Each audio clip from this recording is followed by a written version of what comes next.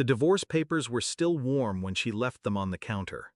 15 years reduced to 2 signatures and a silent nod. I didn't argue, didn't cry, didn't ask why. She took that as weakness.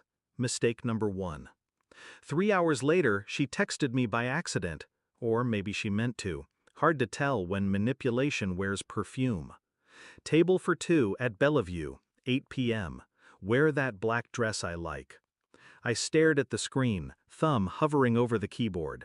Didn't reply. Instead, I opened a drawer, pulled out the small plastic envelope I'd kept hidden for months. Inside, a swab.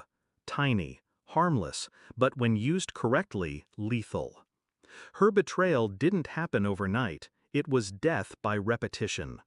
Cold glances, missed calls, silent phones that buzzed too often in the bathroom. She said she was tired, said I was distant, said I didn't make her feel seen anymore. But she always smiled in photos, always posted #blessedwife under fake sunsets and fake laughter. I started noticing things: the password change on her phone, the receipts with only one entree, our son's crooked smile that didn't match mine at all.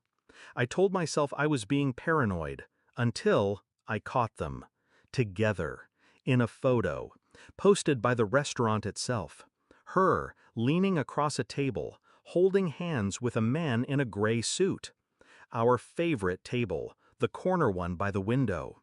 She thought she'd taken everything. The house, the cars, the illusion. But she left me the one thing I needed. Doubt. And that's all it took. I took our son to the clinic 2 days later, said it was a routine checkup. The nurse smiled when she handed me the test kit. It felt heavier than it should have. I didn't rush the results, didn't pace, didn't panic. Instead, I observed, quietly, coldly. I watched how she lit up when his name flashed on her phone, how she shut the door to take the call, how her laughter sounded different now, higher, hollow. She thought I was broken, but I was rebuilding, in silence, in shadow. I found his LinkedIn, senior project manager, married twice, no kids. I found his address, then his wife's Instagram. She hadn't posted in a while. Dead accounts always tell the loudest stories. And through it all, our son smiled, oblivious, innocent. I almost felt pity for her. Almost. The email came late, 11:03 p.m. Subject: Paternity Confirmation, Final Results. I stared at the PDF. My name, my son's, and a line that shifted the axis of my world. Probability of paternity, 0.00%. No margin, no maybes, just a sterile clinical betrayal in 12-point font. I read it twice, then once more. The rage didn't come, not yet. Only the stillness, the kind you feel before a storm, the kind that rewires a man. I printed it, folded it, slid it into a white envelope. No return address, no message, only the truth. And I waited. Not for revenge, for silence.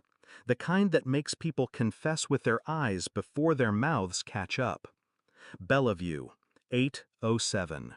She laughed as I walked toward their table. It died in her throat. He looked up, confused, smiled like a man who thought he'd won. I smiled back. "Congratulations on your freedom," I said, sliding the envelope onto the table. She didn't touch it at first. He did. He unfolded it, brows furrowed, jaw tightened. Her hand reached, snatched it from him. She read. And I watched her face fall apart in stages.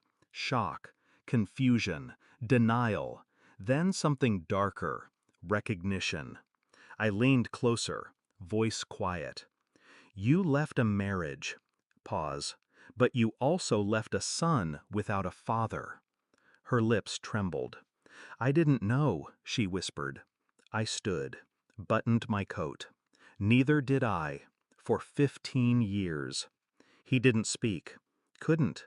They were frozen in place, like mannequins dressed in guilt. And I walked away. No screams, no scene, just truth. Delivered cold.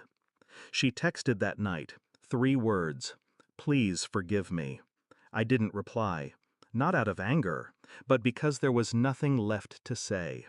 Some lies grow roots, bury themselves in years, in memories, in birthdays, in bedtime stories whispered to someone else's child. But now I see clearly.